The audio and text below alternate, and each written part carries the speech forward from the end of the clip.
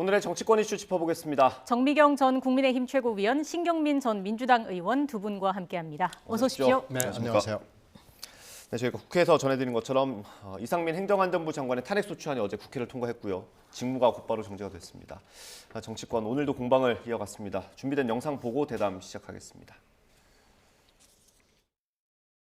저는 오늘 민주당을 의회주의 파괴 정당으로 국민께 고발합니다. 어제 민주당은 헌법을 무시한 채 이상민 행안부 장관을 탄핵했습니다. 입법 독재라는 말 외에는 표현할 방법이 없습니다. 경고합니다.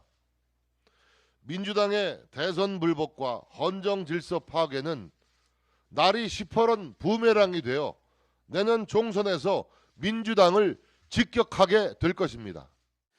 검찰공화국의 대통령실과 집권여당은 법전 하나만 믿고 마치 현재 재판관이라도 된 것처럼 탄핵 심판 결과에 대해 경솔한 발언들을 미리 쏟아내고 있습니다. 그럴 거면 탄핵 제도와 헌법재판소는 왜 있는 것입니까?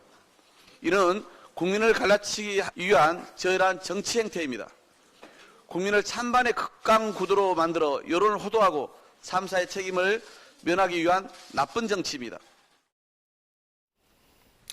키워드들이 입법 독재, 대선 불복, 검사 독재 이런 것들이 나오고 있습니다. 서로 자충수 두고 있다 이런 주장인데 어떻게 보세요? 어디 쪽에 자충수입니까? 그건 일단 의회 절차만 놓고 보면은 법에 따른 거죠. 이걸 의회주의를 폐기했다느니 하는 것은 도대체 무슨 의회주의가 이런 의회주의가 있냐고 묻는 거에 대해서는 도대체 공부를 한 얘기인지 대통령실의 그 의문에 대해서 질문을 다시 하지 않을 수가 없고요. 네. 헌법재판소 절차는 이제부터 시작인데 네. 이건 이제 봐야 되겠죠. 이제 진짜로 헌법과 법률의 위반인 것인지 아닌지를 이제 따지는 거 아니겠어요.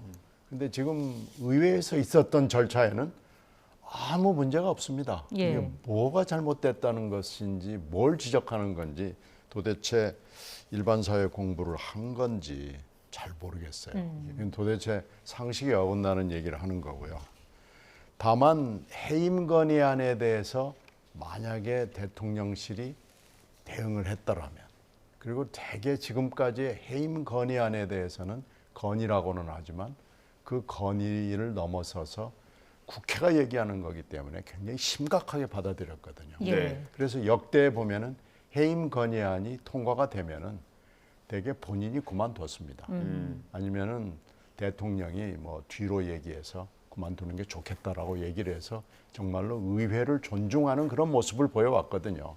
근데 이번에 이 경우에 보면 사전 조치, 현장 대응, 사후 조치 다 엉망진창으로 한 이런 참사를 빚어내고도 이거 법을 한번 따져봅시다. 법에 있습니까? 이런 얘기만 하면서 결국은 정치적, 도의적 이런 책임에 대해서는 나몰라라 그랬거든요. 그래서 해임 건의안이 나갔는데도 해임 건의안에도 침묵했어요. 외면했어요. 네. 그리고 나서 또 이 탄핵에 대해서 의회주의를 논의하는 것은 도대체 일반 상식과 법에 대해서, 정치에 대해서 공부가 전혀 안 돼 있다라는 느낌을 지울 수가 없습니다. 애초에 빠르게 조치가 이루어졌더라면 여기까지 오지 않았을 것이다. 여기까지 올 수가 없는 사안을 네. 지금 여기까지 끌고 왔습니다. 어떤 말씀 주실까요? 이태원 사고에 대해서 만약에 이상민 장관이 헌법과 법률을 위반했다라고 민주당이 생각했다면 그 즉시 그때 당시에 했겠죠. 시도와 감행을 했겠죠. 근데 왜 안 했을까요? 그거는 본인들도 민주당도 아무리 그 안에 법률 전문가 다 있을 텐데 검토를 해보니까 이게 탄핵 사유가 아니거든요. 그렇기 때문에 안 했던 거예요. 그러면 예. 지금 이 타이밍에 왜 했을까? 네. 그건 뻔합니다. 지금 민주당은 이재명 대표를 구하기 위해서 방탄하고 있어요. 근데 그 수단, 방탄의 수단은 결국 뭐냐? 국회에서 다수당을 장악하고 있기 때문에 그 다수당이 할 수 있는 모든 걸 지금 다 사용하고 있는 거예요. 예. 그래서 지금 결국은 뭐냐면 해임, 그다음에 이제 안 되니까 탄핵 이러고 있는 거거든요. 그러면 제가 볼 때는 보통 일반인들도 고소를 할 때 처벌되지 않을 게 뻔히 아는데 고소하는 사람 그거 처벌합니다. 무고죄로. 예, 일반인들한테도 우리 국민들도 그렇게 해요. 예. 고소 고발을 그래서 함부로 못 하는 거예요. 네. 정말 피해자만 하는 거예요. 그다음에 자기가 피해를 봤다고 신념을 가지고 믿는 거예요. 그런 분들만 하는 거예요. 네. 근데 지금 민주당의 이 탄핵의 하는 이 과정을 보면은 본인들도 이거 탄핵 사유 아니라고 본다니까요. 그냥 골탕 먹이는 거잖아요, 윤석열 대통령. 예. 그렇기 때문에 이거는 무고죄에 해당되는 거지. 만약에 일반 이게 사람으로 만약에 본다 그러면요. 네. 그래서 의회주의 파괴라고 하는 거예요. 탄핵이라는 건 굉장히 엄중한 겁니다. 네. 이 장관이 정말 대한민국의 장관인데 헌법과 법률을 다 위반했는데 그거를 대통령께서 그냥 두시기 때문에 이건 우리가 의회에서 어떻게 할 수 없다. 엄청나게 엄중한 일을 갖다가 이 사람들은 이재명 방탄으로 이용해서 다수당이라는 거를 이용해서 그 횡포를 지금 하고 있는 거기 때문에 의회주의 파괴라고 국민의힘에서 주장하는 거지요. 예. 예, 그래서 그 지점을 그렇게 표현한 겁니다. 예. 무고죄라는 말씀까지 해주셨네요. 이런 경우에 무고죄는 뭐 전혀 일단 해당하지 않고요. 비유를 해주신 거니까. 네, 비유니까요. 비유입니다, 비유. 네, 비유니까 뭐 그럴 수는 없는 것이고 헌법과 법률에 어긋나는지 어긋나지 않는지는 헌법재판소에서 판단을 할 거기 때문에 지금 우리가 여기서 왈가왈부해봐야 아무 의미가 없는 거고요. 그리고 이 행정안전부 장관은 이런 장관은 저는 좀 처음 봅니다. 어떻게 이렇게 책임을 져야 될 자리에 있는 사람이 엉뚱한 소리를 해가지고 국민 밉상반열에 올라섰어요 이미. 그리고 어떻게 또 책임이라는 것, 법적 책임만을 염두에 두고 있어가지고 책임이라는 단어를 입에 올리지 않으려고 무지하게 노력을 하는 판사인지 장관인지 알 수도 없는 이런 분이 계속해서 나는 헌법과 법률에는 상관이 없습니다라고 얘기를 하는 장관이 있는지 저는 이런 장관도 처음 보고요. 이런 장관을 끝까지 보호하고 방어해주고 옆에서 옹호해주는 대통령실도 처음 봅니다. 예. 그래서 이 대목은 한번 따져봐야 될 대목이고요. 네. 이 의회주의 어쩌고 저쩌고 나오는 어저께 그 멘트는 저는 정말 이해가 안 돼요. 이건 뭐가 좀 잘못 쓴 거 아닌가 싶어요. 대통령실 대변인 멘트 말씀이신 거죠? 그렇죠. 의회주의의 포기입니다. 의정사의 부끄러운 역사로 기록될 것이다. 이 멘트 말씀하신 그렇죠. 거죠? 지금 나가고 있는 저 지금 여기 멘트였고요. 약간 덧붙이면은요. 이상민 장관에 대해서 민주당이 정치적 도의적인 얘기는 할 수 있다고 봐요. 근데 제가 말씀드리는 건 헌법과 법률을 위반해서 이게 탄핵 사유가 되느냐. 그건 완전히 다른 문제인 별개 거거든요. 문제다. 예. 그다음에 예를 들어서 그냥 일반인들 사이에서도 이게 처벌이 되지 않는데 고소를 하는 그 사람들은 다 부인합니다. 나 처벌되지 않을 줄 몰랐다라든가 여러 가지 또 거짓말을 막 하면서 뭐라고 얘기를 하냐면 결국 그거는 법원에서 판단을 받아봐야 되는 거 아니겠습니까? 라고 보통 얘기해요. 일반 개인 대 개인의 무고의 그 혐의를 갖고 있는 분들이 대부분 그렇게 말씀을 하십니다. 네. 지금 민주당의 논리가 똑같은 거예요. 아니 헌법과 법률이 위반됐든지 그거 헌법재판소에서 해야 될 일이지 이렇게 말하고 있는 거예요. 제가 볼 때는 이건 눈 가리고 아웅하는 거고 일반 개인 국민에 적용되는 법에 대해서도 그렇게 하물며 무고죄라는 게 있는데 지금 민주당이 세상에 이 다수당의 지위를 이용해서 이렇게 장난 비슷하게 하는 거는 이거는 아니다. 이건 진짜 의회주의 파괴다. 이렇게 말씀드리는 겁니다. 예. 그래서 아니, 국민의힘에서 제가 한 말씀만 덧붙이면 이거 어저께 찬성이 179표가 나왔는데요. 이건 민주당만이 아닙니다. 민주당은 169명이고요. 물론 이제 불참한 분이 있기 때문에 10명 정도, 10명 내외의 야당이 또 있는 거예요. 네. 그러니까 이분들에 대해서 너무 모욕적으로 그렇게 폄하하는 것은 저는 맞지 않다고 보고요. 일단 의회의 결정을 존중하고 예. 헌법재판소에 가서 우리가 그럼 다퉈보겠다. 이렇게 대통령실이 멘트가 나와야 되는 거죠. 이건 잘못 써도 정말 잘못 썼고요.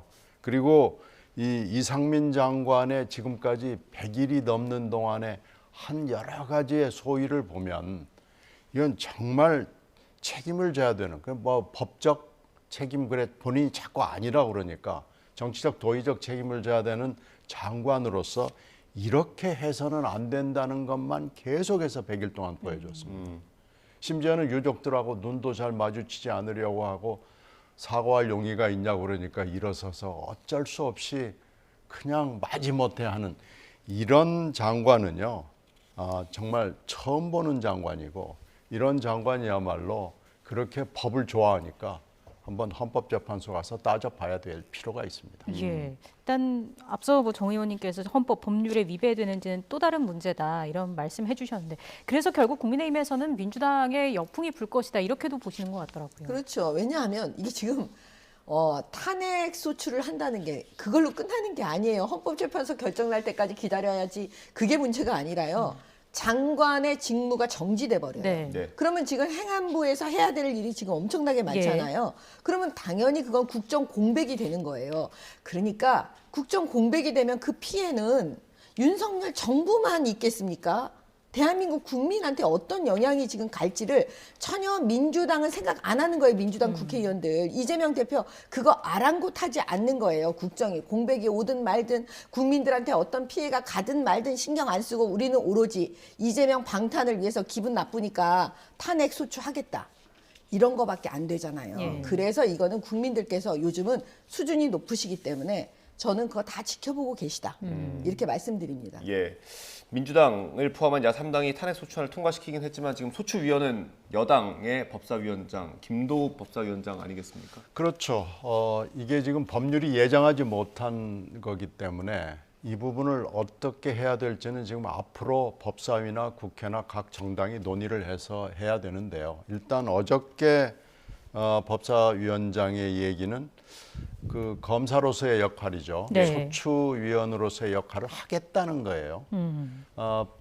김도우 위원장이 선택할 수 있는 건 불출석하는 게 한 가지가 예. 있고요. 출석해가지고 나는 그렇게 생각하지 않는다. 그러니까 검사의 역할을 하지 않고 검사가 무죄를 주장하는 그런 그러니까 변호인 역할을 하게 그렇죠. 변호인의 역할을 하는 조금 하여튼 맞지 않는 역할을 하게 될 가능성이 있어요. 네. 뭘 선택할지는 모르지만요. 만약에 그렇게 된다 그러면은 법사위 안에서 논의를 한번 1차 거치기는 해야 될 거예요. 위원장이 가서 소추위원의 역할을 검사의 역할을 할 것이냐 예. 라는 것을 한번 논의를 해보고요. 만약에 여기서 김도우 위원장이 도저히 못하겠다랄지 대타 내지는 대리인을 하겠다라고 선택을 할 수도 있지만요. 예. 어저께 지금 즉각적인 반응을 나온 걸로 봐서는 본인이 나가겠다는 거예요. 근데 소신과 다른 얘기는 못하지 않겠느냐 그러면은 검사로서의 역할을 포기하면서 출석을 하겠다. 예. 지금 이렇게 들리는데 이게 지금 처음 하는 거거든요. 그 사이에 여러 번 탄핵 이 있었습니다만은 그 사이에는 이런 게 문제가 안 됐어요. 네. 근데 이게 지금 처음으로 본격적으로 문제가 되는 겁니다. 어떨까요? 역할에 대해서 어떻게 좀 전망을 할 수 있을까요? 지금 김도우 의원의 그냥 발언만 딱 보면은요. 네. 일단은 소추위원은 법적 지위니까 하겠다 그거는. 그렇지만 그 아닌 걸 맞다고 할 수는 없다. 이 내용을 얘기했거든요.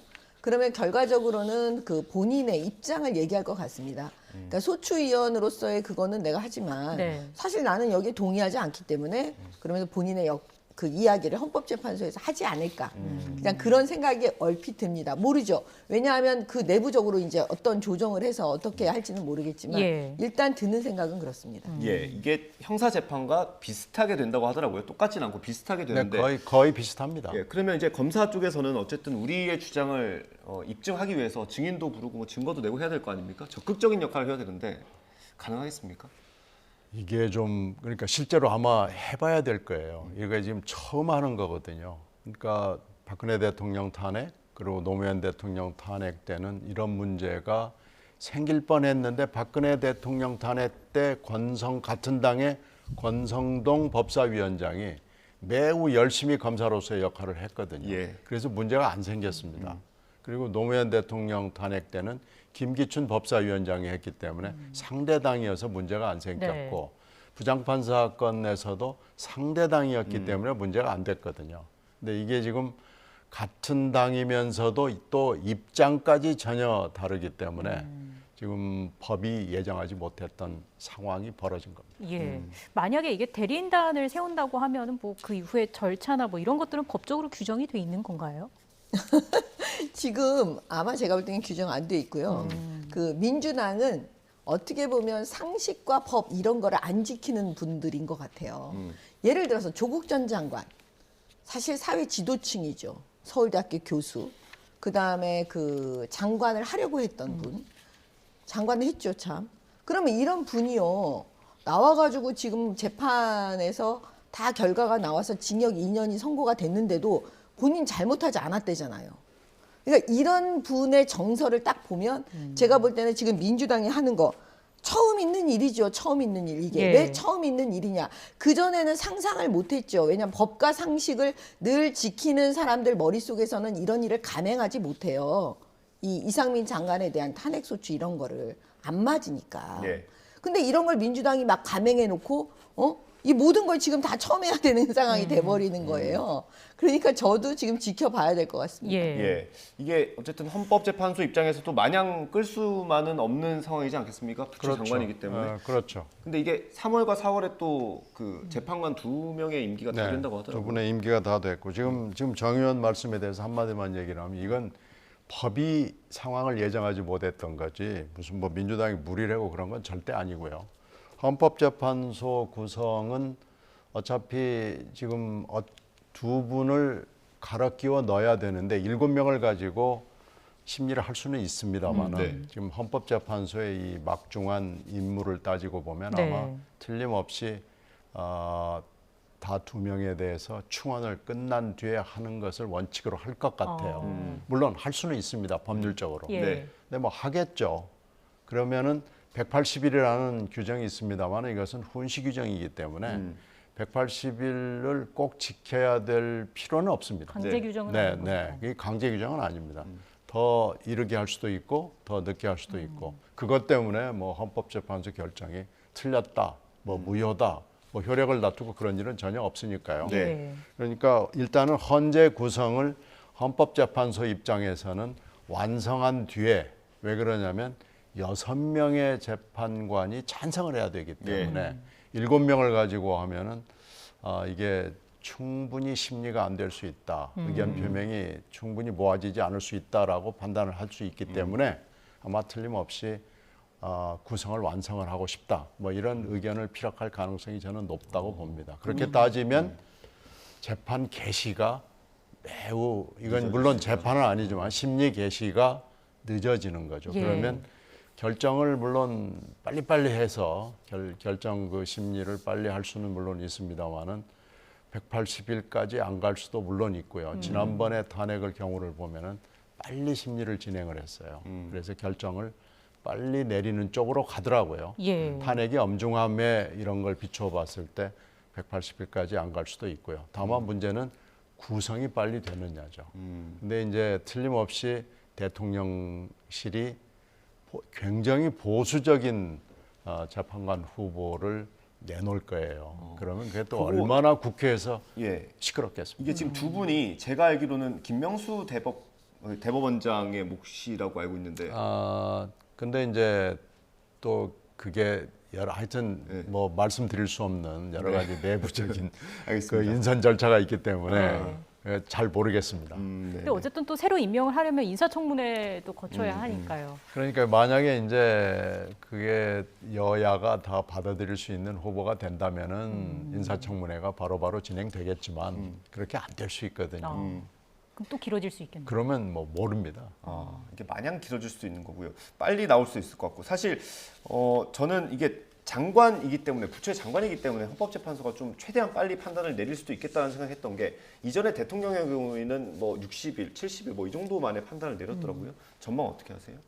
근데 이제 그때 그 무슨 판사에 대한 임성근, 예. 네, 임성근 판사에 대한 거는 제가 보니까 266일 만에 네. 각하 결정을 했어요. 예, 맞아요. 그 각하라는 건 뭐냐면 내용 심리까지 안 들어간다는 거예요. 그냥 절차만 보고 이거는 입구에서 들어오지 못한다. 그게 각하거든요. 예. 그러면 그거는 2, 3일 만에 해줘야 되는 거예요. 각하는. 내용 심리가 아니기 때문에 그래요.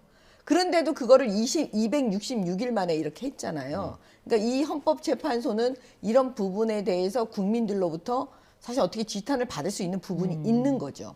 그래서 지금 예를 들어서 그 전에 대통령들에 대한 이 탄핵 이 부분에 대해서 빨리 내린 건 그만큼 이 국정 공백이 너무 심하게 생기고 혼란이 올 수 있으니까 네. 빨리 내려준 거잖아요. 그러면 제가 말씀드린 게 이상민 장관은 지금 행안부 장관인데 행정안전부 장관 되게 중요한 자리입니다. 네. 네. 왜냐하면 모든 사건 사고를 미리 대비해야 되는 자리예요. 안전사고 특히. 네. 만약에 이 공백 기간 중에 정말 상상할 수 없지만 그런 일이 절대 벌어지면 안 되지만 혹시라도 무슨 사고가 났을 때 그 책임은 과연 또 누가 질 거냐. 이런 여러 가지 문제가 있기 때문에요. 빨리 헌법재판소에서는 이거 결론을 빨리 내려줘야 된다, 저는. 예, 그래야 혼란을 빨리 수습할 수 있지 않겠나. 그러니까 결국은 뭐냐면 국회가 민주당이 잘못한 거를 또 누군가가 또 이렇게 수습하고 처리하고 청소하고 이래야 된다는 게 정말 너무 안타깝습니다. 네, 뭐 일단 여러 가지 변수가 있는데 어떻게 진행이 될지 어떤 결론이 날지까지 좀 봐야 할 것 같고요.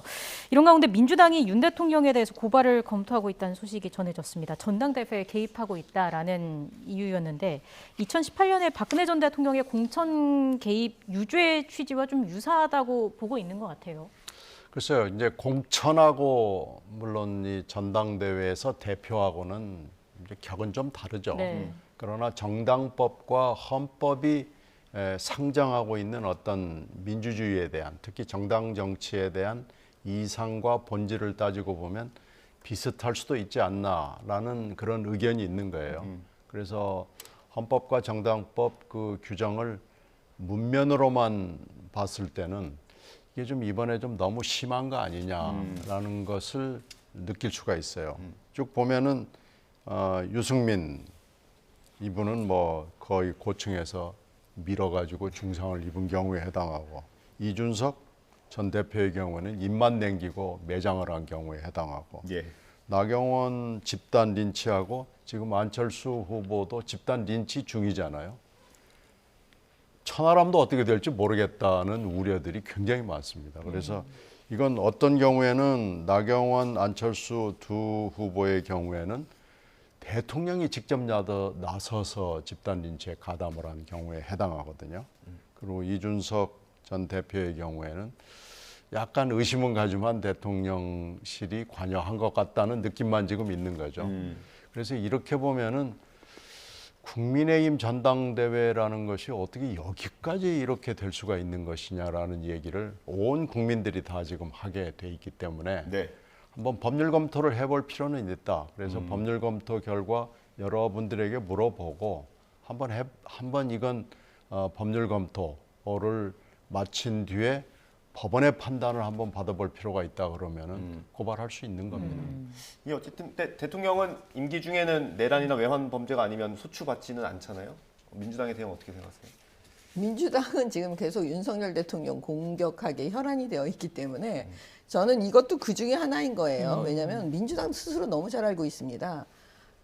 보통 윤석열 대통령도 당원이거든요. 그러면 이게 전당대회는 사실 당원이 참여하는 거잖아요. 네. 그렇기 때문에 전당대회 안에서 이루어지는 대통령이 어떤 방식으로도 개입을 하느냐, 그 부분에 대해서는 뭐 나와 있는 게 사실은 없어요. 거기서 무슨 자유방해죄 뭐 이런 얘기가 지금 민주당에서 정당법 49조를 얘기하고 있지만 네. 그거에 해당되는 거는 일단 없어요. 무슨 폭행 뭐 이런 건데 그거는 말이 안 되잖아요. 예. 그런 식으로 뭐 개입한 거를 처벌한다 뭐 이런 거니까.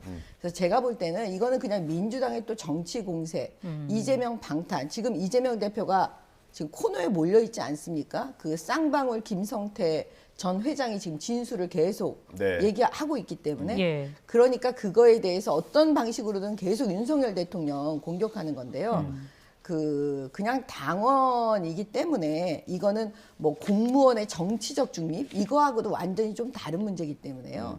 그거는 그냥 우리가 알고 있습니다. 또 방탄을 또 하고 계시는구나 민주당은. 그냥 네, 그렇게 알고 강경 있습니다. 대응 수위를 높이기 위한 그렇죠. 것 중 하나다. 예, 예. 알겠습니다. 국민의힘 전당대회 얘기 좀 해보겠습니다. 내일 오전에 이제 전당대회 본경선에 진출할 후보가 발표가 될 것이고요. 이게 여론조사는 계속 나오고 있습니다만은 당원을 대상으로 한 여론조사 이게 처음이라서 더 주목을 받는 것 같아요. 그렇죠. 지금 여론조사는 물론 당원이 아니죠. 그러나 지금 83만 당원이라고 그러면요. 여론조사와 이 책임당원들의 이 결과는 사실 그렇게 큰 차이가 나지 않습니다. 만약에 당원이 뭐 20만이다, 뭐 그 정도 내외다 그러면은 다를 수 있죠. 예. 근데 이게 80만이 넘어서고 100만을 육박하면은요. 저희들이 여러 번 민주당에서도 경험을 해봤습니다만은 그 정도 규모가 되면은 일반 그러니까 지지층 여론조사죠. 지금 나오는 건데요. 네. 지지층 여론조사를 하게 되면 큰 차이가 나지 않습니다. 그러니까 지금 이렇게 이 난리가 다 나는 거고요. 아니 갑자기 나경원 후보가 이제 후보는 아니죠. 뭐 예, 후보가 전 아니었습니다. 의원. 후보 후보가 등록 될 자체를 안 뻔했죠. 했죠. 네. 나올 뻔 하다가 그만뒀더니 이게 막 표가 갈리고 이러니까 비상이 걸린 거죠.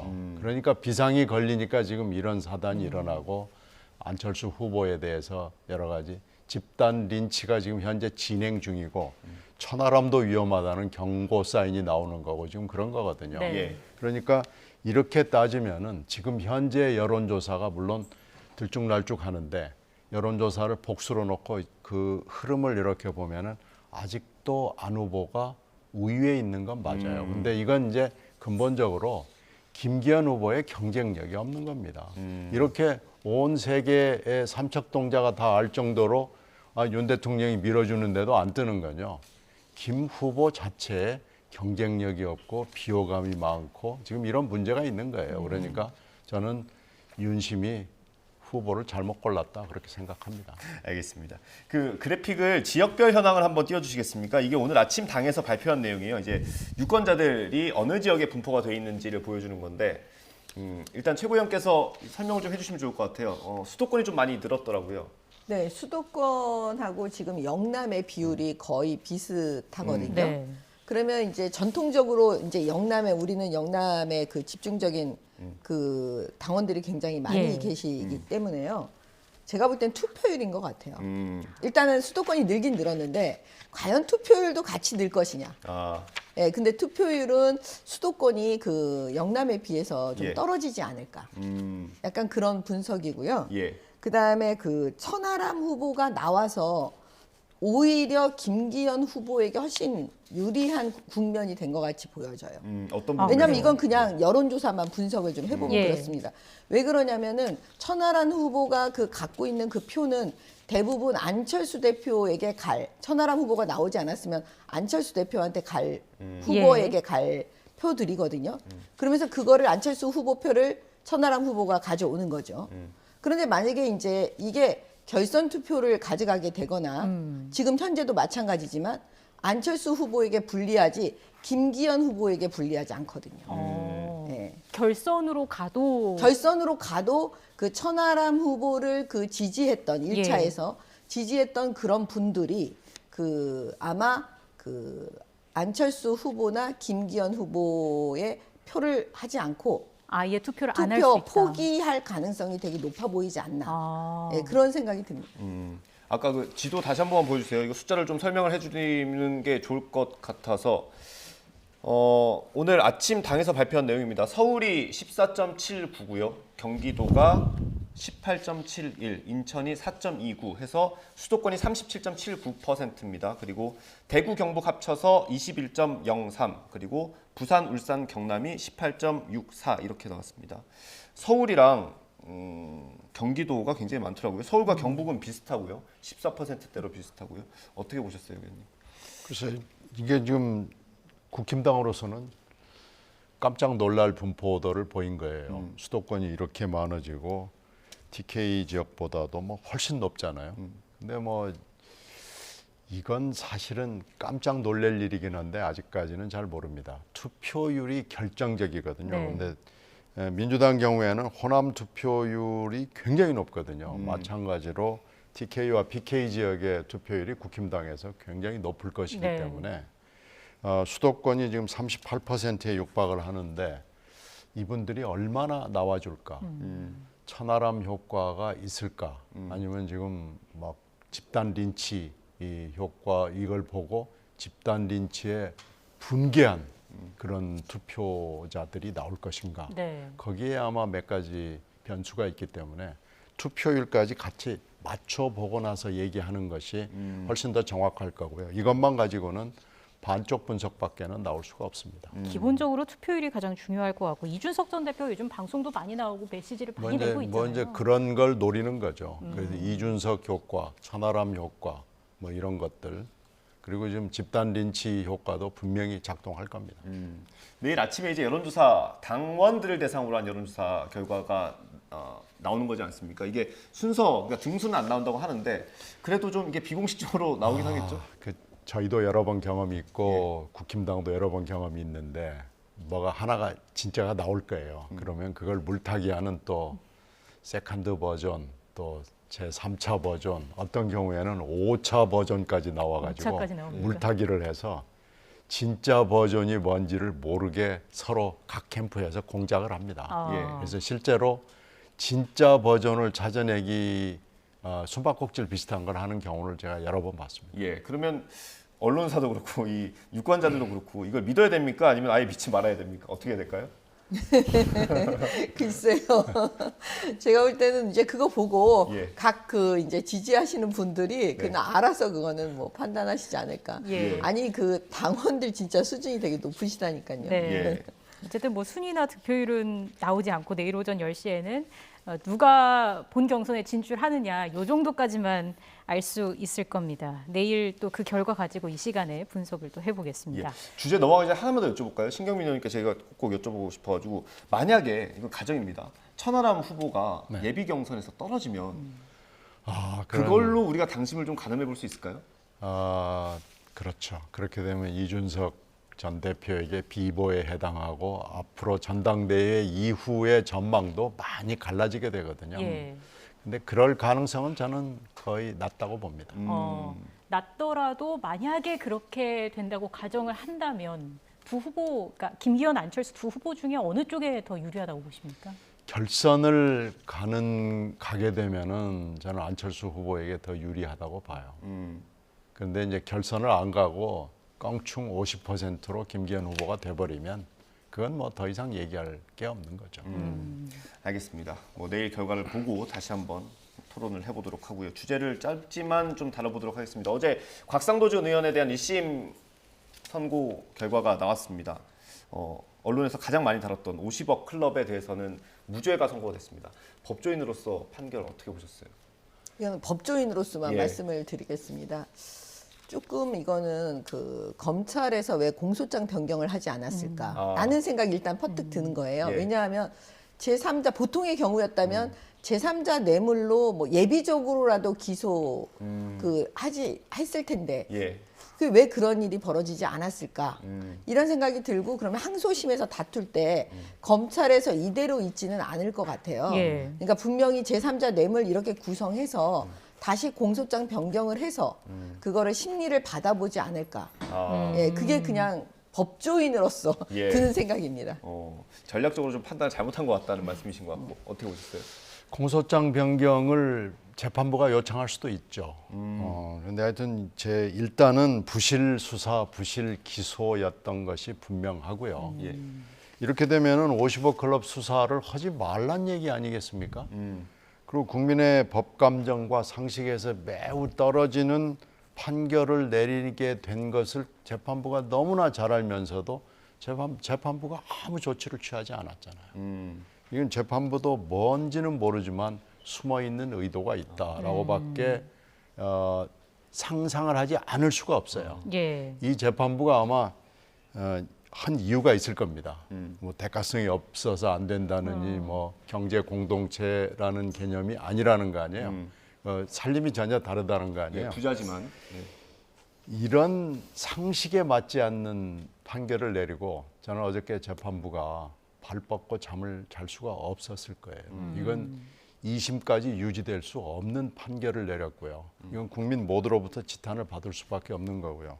지금 어느 기록을 보니까 이 곽 씨, 아들 곽 씨가 네. 받은 이 퇴직금이 우리나라 어느 재벌회사의 임원, 뭐 사장, 뭐 부회장 이런 거 한 사람들 랭킹으로 따져서 4위, 5위 안에 들어가더라고요. 아니 이런 몰상식한 판결이 세상에 어디에 있었을까요? 이건 아마 2심까지 더는 유지될 수 없다고 보고요. 예. 검찰도 대호각성해야 되고 재판부는 물론이고요. 알겠습니다. 결국에 뭐 네. 예. 그 김명수 대법관 체제하에 이 법원이 대법원장. 예, 대법원장 김명수 이 대법원장 체제하에서 이 법원이 좀 이상해요. 왜냐하면 지금 조국 전 장관에 대한 재판도요 저렇게 오래 끌고 중간에 재판장은 막 자기 그만둬 버리고 이런 일이 막 벌어지잖아요. 그래서 제가 볼 때는 이 사건도 도대체 이 그 상상할 수 없는 보통은 그냥 이 예측 가능성이 있어야 되는데 그런 게 되지 않는 게 유독 많았던 게 이 김명수 대법원장 체제하에 이 그 법원인 것 같아요. 예. 있습니다. 어쨌든 결국 검찰은 추가 증거를 더 확보를 하거나 방어 논리를 좀 탄탄하게 다져야 하는 그런 상황이 된 게 아닌가 싶습니다. 오늘 두 분 말씀 여기서 마무리하겠습니다. 정미경 전 국민의힘 최고위원, 신경민 전 민주당 의원이었습니다. 고맙습니다. 감사합니다. 네.